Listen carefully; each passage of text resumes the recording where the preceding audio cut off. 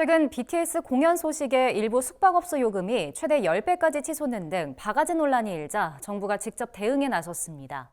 가격 투명성을 높이기 위해 요금 표시 의무제를 도입하고 이를 지키지 않을 경우 즉시 영업정지 처분을 내리는 등 강력 대응에 나선다는 계획입니다. 백초희 기자가 자세히 전해드립니다. 오는 21일 서울 광화문 광장에서 열리는 방탄소년단 컴백 공연. 경찰은 약 23만 명이 몰릴 것으로 내다봤습니다. 지난 1월 1일 새해 카운트다운을 보기 위해 이 광화문 일대에만 10만 명이 모였습니다. 이번 BTS 공연에는 이보다 2배 넘는 인파가 예상됩니다.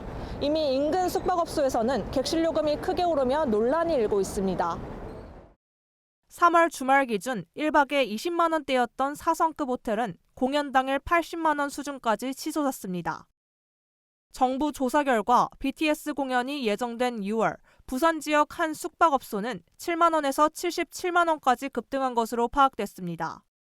관광 수요가 늘면서 이른바 바가지 요금이 속출한 겁니다.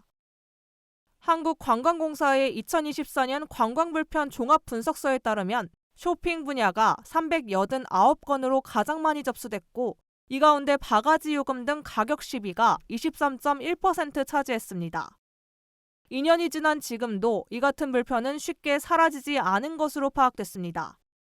I would say sometimes at the market, so I know that the price is too high. I try to bargain a little bit to make it lower, but sometimes anyway, like even if I pay the price, I know it's like twice as much as I should pay. 이처럼 관광객을 대상으로 한 바가지 요금이 반복되자 이재명 대통령이 지난 25일 국가관광전략회의를 직접 주재하며 대응에 나섰습니다. 우리가 잘 아는 바가지 요금, 불친절, 또 과도한 호객 행위는 결국 지역 경제에 큰 피해를 주는 악질적인 횡포여서 반드시 미리 뿌리 뽑아야 될 것입니다. 이날 정부는 가격 투명성을 높이기 위해 요금제 표시를 의무화한다고 밝혔습니다. 그동안 요금표 게시 의무가 미비했던 외국인 도시민박업과 농어촌 민박업 등의 요금 표시 의무를 새로 부과하고 이를 어길 경우 즉시 영업정지 처분을 내리는 등 법적 제재도 강화합니다. 외국인 도시민박, 농어촌 민박의 가격 게시 의무를 부과하고 심지어는 노점상도 실명제를 도입하고 가격 표시를 강화하는 등 사각지대를 해소해 나가겠습니다. 정부는 또 숙박업의 합리적인 가격 형성을 유도하기 위해 자율요금 사전신고제를 도입합니다. 비성수기와 성수기 등 시기별 요금 상한을 사업자가 자율적으로 미리 정해 공개하고 이를 넘는 과도한 인상은 제한하겠다는 방침입니다.